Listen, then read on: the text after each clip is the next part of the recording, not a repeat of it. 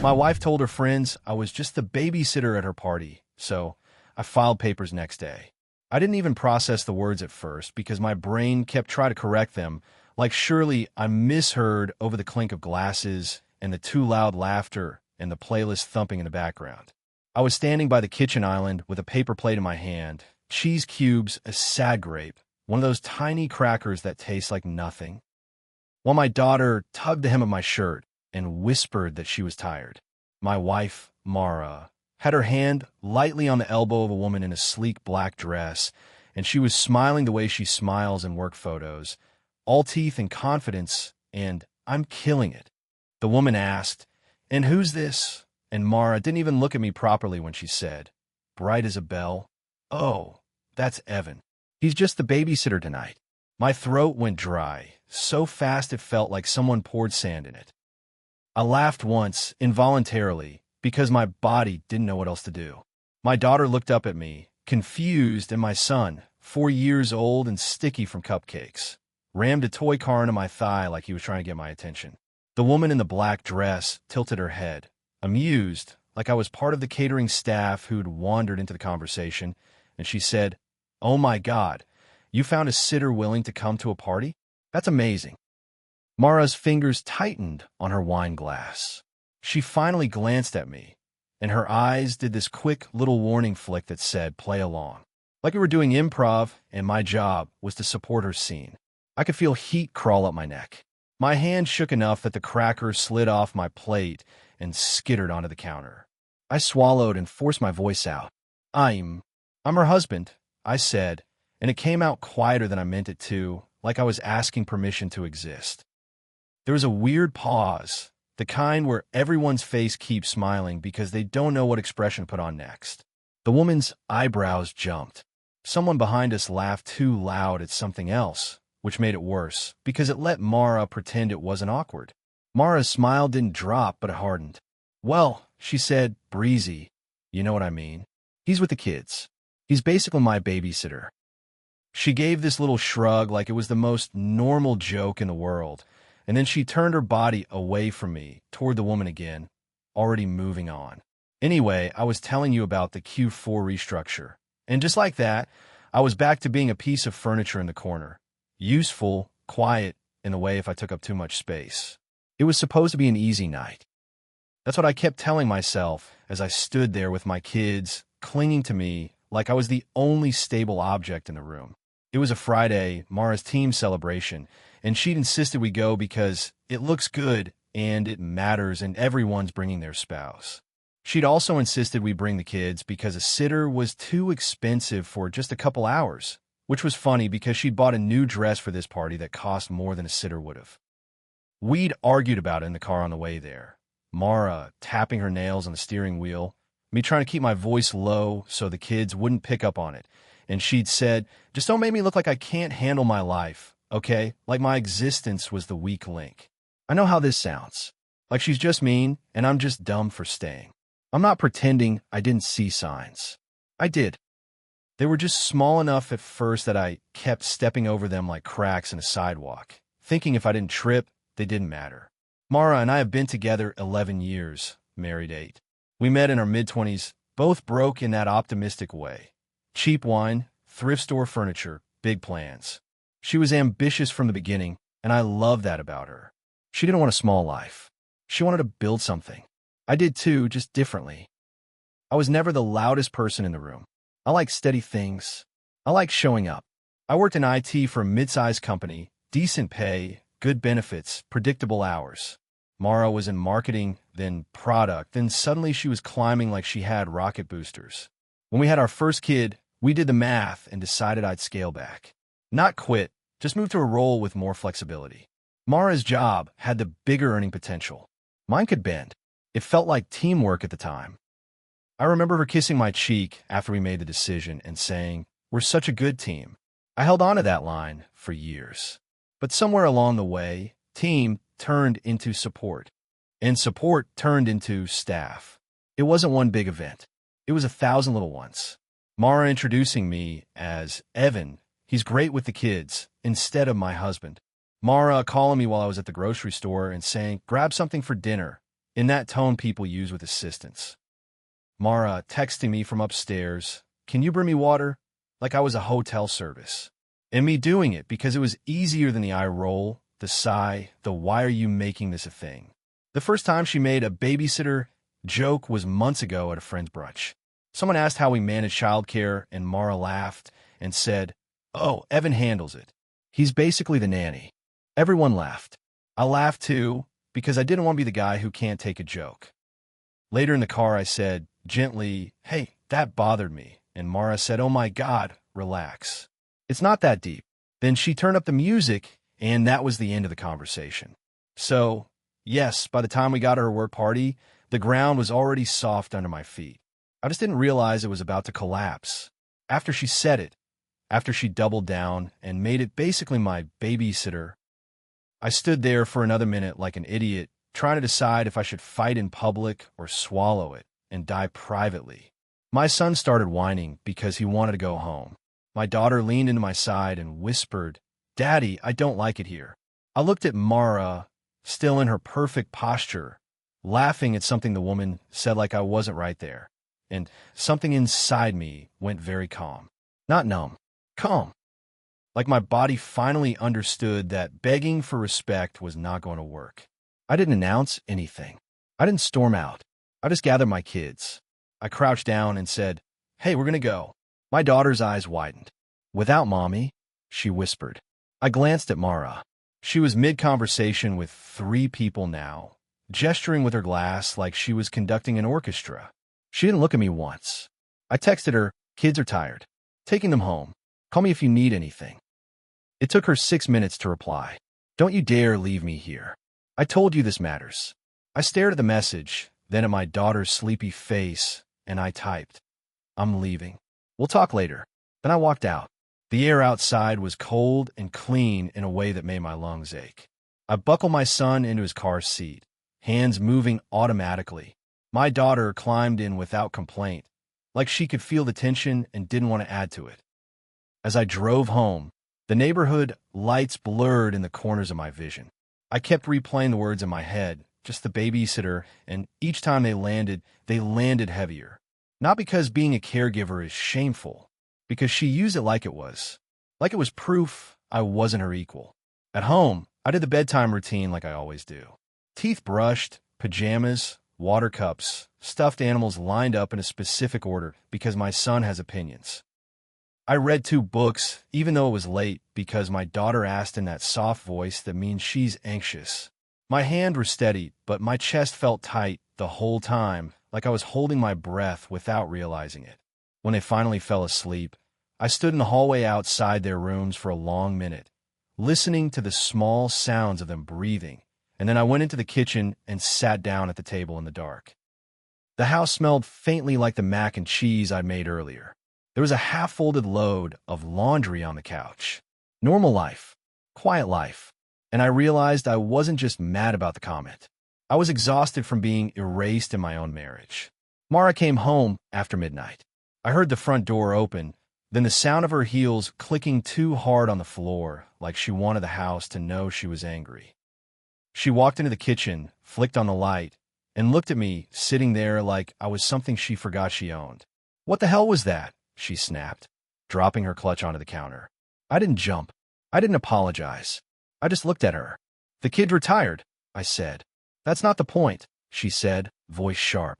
"You embarrassed me." I blinked slowly. "I embarrassed you?" I repeated. "Yes," she said, throwing her hands up. "Everyone noticed you left."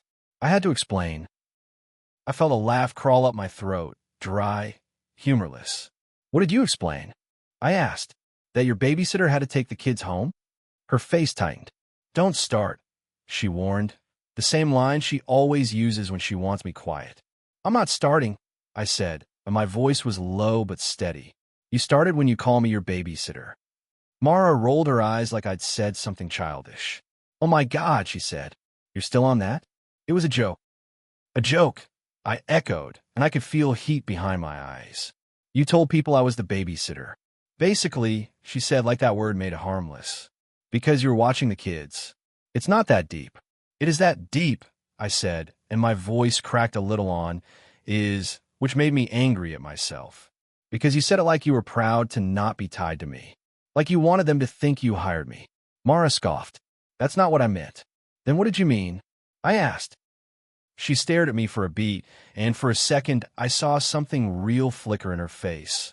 Annoyance, yes, but also calculation. Then she said, I meant it's easier. They don't understand our situation. They judge. I leaned back slightly. Judge what? I asked. That your husband takes care of his own kids? That I adjusted my career so you could chase yours? What exactly are you ashamed of? Mara's jaw clenched. I'm not ashamed, she snapped. Then why did you say it? I asked. She didn't answer. She grabbed a glass, filled it with water, drank like she was washing something down. Finally, she said quieter, You always make everything about you. You still the hair. My hands were flat on the table. Mara, I said, very carefully, you told strangers I was hired help. And you left me. She shot back, voice rising again. And my party. I nodded slowly, like I was filing it away. Okay, I said.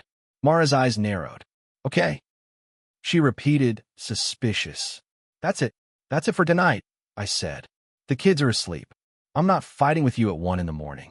She stared at me like she wanted me to explode so she could point and say, See? This is why. Why didn't she scoffed and walked upstairs. A few minutes later, I heard the guest room door shut. I didn't sleep. Not in the dramatic way where I stared at the ceiling thinking poetic thoughts. I slept in fragments. Every time I drifted off, I'd hear her voice, just the babysitter, and my body would jolt awake like it was a siren. At 6 a.m., my son padded into the kitchen in dinosaur pajamas and asked for cereal.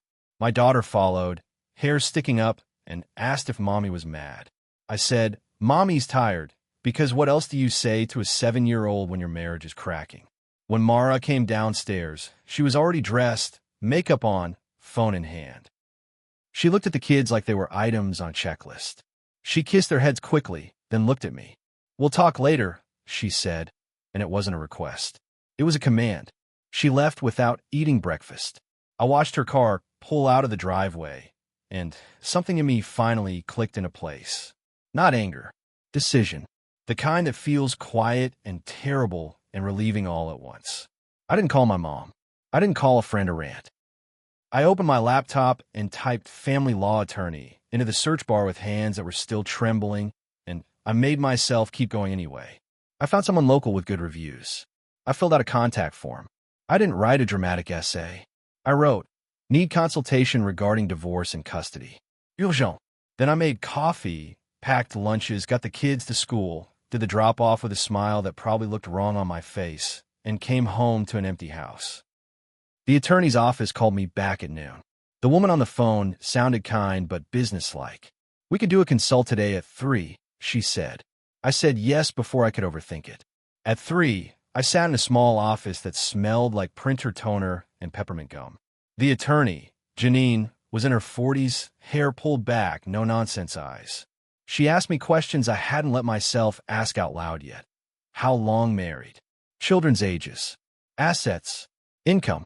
Who is primary caregiver? Any history of abuse? Any major debts? She spoke calmly, like this was paperwork, not my life. When she asked, what happened that made you decide to come in today, my throat tightened. I almost minimized it out of reflex. It was just a joke. It's not that bad. But then I pictured my wife smile as she called me hired help, and I felt my spine straighten. She told people I was the babysitter, I said, at her party, like she didn't want them to know I'm her husband. Janine's eyes didn't widen in cartoon sympathy. She just nodded slowly. And that was the last straw, she said matter of fact. Yes, I admitted. Because it's not new. It's a pattern. Janine leaned forward slightly. You're allowed to be done, she said. But we're going to be strategic. Your children are the priority. Hearing someone say that, you're allowed, hit me harder than I expected. My chest burned. I left her office with a list of documents to gather and a heavy folder in my hands. The sky outside was painfully blue. People were walking dogs, buying iced coffees, living normal afternoons. I sat in my car and stared at the steering wheel for a long time before I started the engine. That night, Mara came home like nothing had happened. She walked in, took off her shoes, glanced at the laundry pile, and said, "Did you ever fold those?" Like the atmosphere of our marriage was just chores. I looked at her and said, "We need to talk." She sighed like she'd been waiting for me to get it out of my system. "Okay," she said, dropping her bag. "But make it quick." I had a brutal day. I waited until the kids were in bed again. I sat with her at the same kitchen table where I'd sat in the dark the night before. My hands were steady this time because my body had already crossed the bridge. "I met with an attorney today," I said. Mara blinked. "For what?" she asked, and there was a flicker of uncertainty in her voice. I didn't soften it. "I'm filing for divorce," I said. For a second, Mara didn't react. Like her brain couldn't slot that sentence into reality. Then she laughed once, sharp. "You're joking." "I'm not," I said. Her face flushed. "Because of a stupid joke at a party?" she snapped. "Are you actually serious right now?" "It wasn't a joke," I said. "It was disrespect, and it's been building for years." Mara leaned back, eyes narrowing. "So you're going to blow up our family because you're insecure?" I felt the old reflex to defend myself rise. "I'm not insecure, I'm hurt, but I swallowed it and kept my voice calm. "I'm not blowing up our family," I said. "I'm refusing to stay in a marriage where you don't see me as your partner." Mara's mouth tightened. "I worked my ass off for this family," she hissed. "So do I," I said simply. She slammed her hand on the table, not hard enough to scare the kids, but hard enough to make the salt shaker jump. "You don't get it," she said, voice trembling now. "My work world is different. People judge. They assume. I can't look like." "Like what?" I asked quietly. "Like you have a husband who's involved?" Mara's eyes darted away. That was answer enough. She stood up, pacing. "This is insane," she said. "You're being dramatic. We can fix this. We can go to therapy. We can." "We should have gone to therapy a year ago," I said. "When I told you this bothered me, and you told me to relax." Mara stopped pacing and looked at me with something that finally resembled fear. "You're really doing this?" she whispered. "Yes," I said. She swallowed. "What about the kids?" she said, and her voice broke a little. "Not for me. For control. I'm not taking them away from you," I said. "I'm not trying to punish you. But I'm going to protect them from watching their dad get treated like he's disposable." Mara's eyes flashed. "Disposable," she scoffed. "Oh my God, you didn't even correct yourself," I said, and my voice stayed low. "When I said, 'I'm your husband,' you doubled down." Mara opened her mouth, then closed it. She looked like she wanted to say something that would flip the script, some story where I was the unreasonable one, but she couldn't find it fast enough. The next day, I did what I said I would. I signed the paperwork Janine prepared. I filed. I expected to feel triumphant.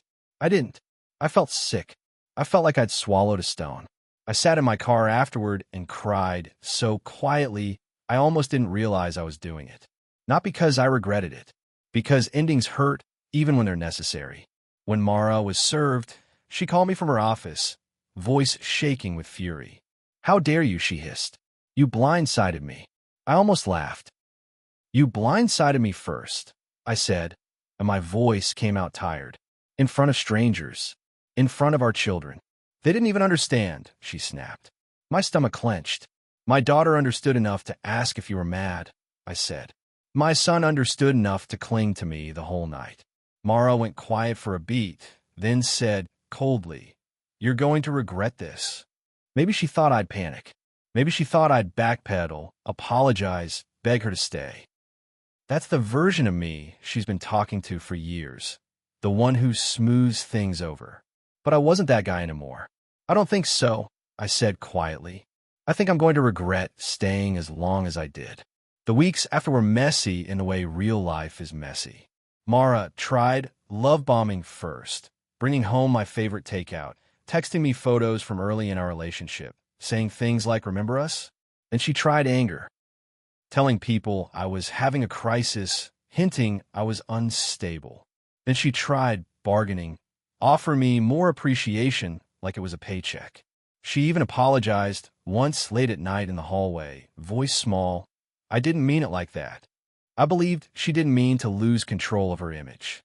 I didn't believe she understood what she'd done to me. Because the thing about being called just the babysitter wasn't the words. It was the way she said them without hesitation. The way her eyes warned me to play along. The way she wanted a version of her life where I existed only as function, not as person. There's a moment that keeps replaying for me even now. A few days after filing, I picked up my daughter from school, and she climbed in the back seat and said, casually, "Mommy told Aunt Lila you're being mean." My throat tightened. Did she? I managed. My daughter shrugged in that kid way. "I don't think you're mean," she said. Then, after a pause, she added, "Are you still my dad if you and Mommy don't live together?" I pulled over. I put the car in park. I turned around and looked at her and felt my heart crack open. "I'm always your dad," I said, and my voice shook. "Nothing changes that." She nodded like she was filing it away. "Okay," she said, "because I like when you make pancakes." And that, stupidly, was the thing that made me cry when I got home. Not the paperwork, not the fights. Pancakes. Because it was proof that my value isn't in how Mara's friends perceive me. It's in the small, steady love I give our kids every day. Mara and I are still sorting out the details. We're doing mediation. We're trying to keep it civil. Some days we manage. Some days she looks at me like I destroyed her. Some days she looks at me like she's shocked I could leave. And some days, when the kids are asleep and the house is quiet, I replay that moment at the party and I feel this weird mix of grief and clarity. Because I loved her. I still, in some complicated corner of my chest, love the version of her who kissed my cheek and said, "We're a good team." But I can't stay married to someone who treats me like the help when it's convenient and like the villain when I refuse. She called me just the babysitter like it was a punchline. The next day, I filed papers because I finally understood I wasn't in on the joke. I was the joke, and I'm done laughing.